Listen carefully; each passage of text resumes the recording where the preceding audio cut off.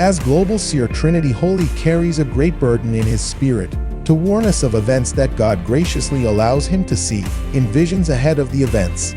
In his Facebook live stream on December 31st, 2021. Video with title 2022, The Year of Waiting on the Lord. And on the 3rd of January 2023. Video with title Civil Wars and Wars Coming, Economic Wars and Sicknesses. He warned us of floods and earthquakes that would affect South Africa. Returning South Africa, when I was in Durban, waiting on the Lord, praying, I saw the earth open its mouth, not in form of earthquake, but above the earth. And I saw a lot of activities. I'll put it as a parable, what's coming inside the earth. However, in the same vision, I was told that the nation South Africa must pray for an earthquake.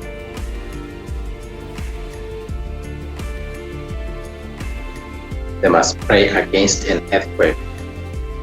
They must also pray against storms, floods. I see floods to an extent of destroying humanity, even in South Africa. But it's going to also move to other nations. You see it in many nations where these floods will be taking place. We also have to pray for these same earthquakes, because I saw the weather communicating. When I say I see the weather communicating, with the ordinary eye, you can see raindrop. But rain is basically caused to rain by a spirit being responsible for the rain.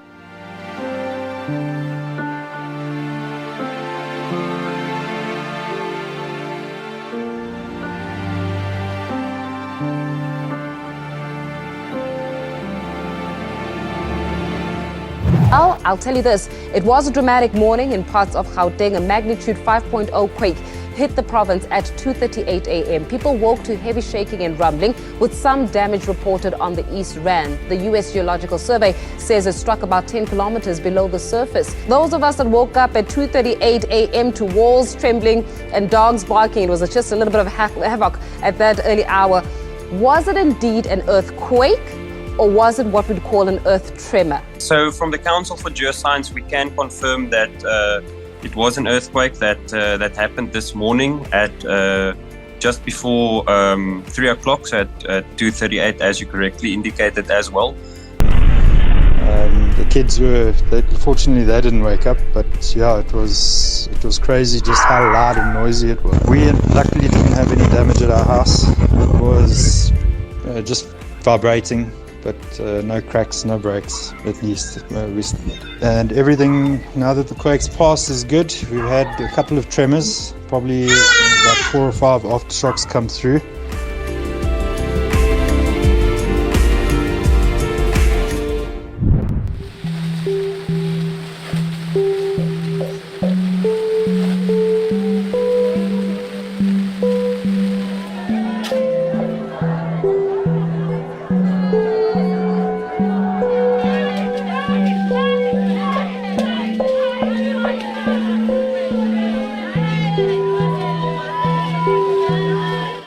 Tonight, a flooding emergency in Cuba turns deadly.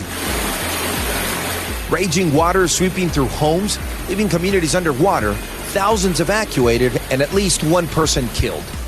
The military using helicopters in some areas to rescue families, including women and children. Cuba's central and eastern areas are the most affected after a weekend of heavy rain causing rivers to overflow.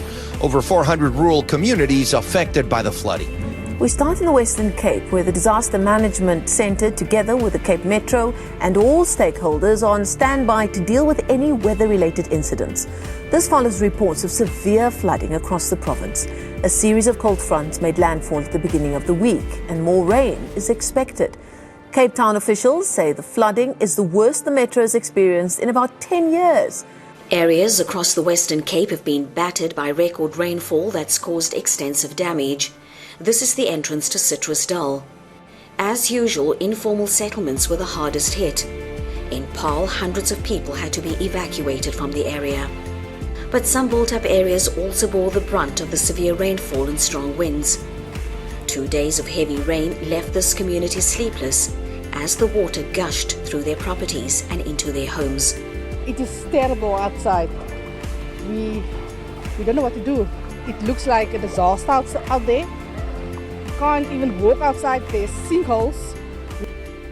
God reveals future events to redeem the situation, and Asir informs us, not with the intention to appear all-knowing or to gain a following, but to encourage us to join him in interceding to avert fatalities and to minimize destruction.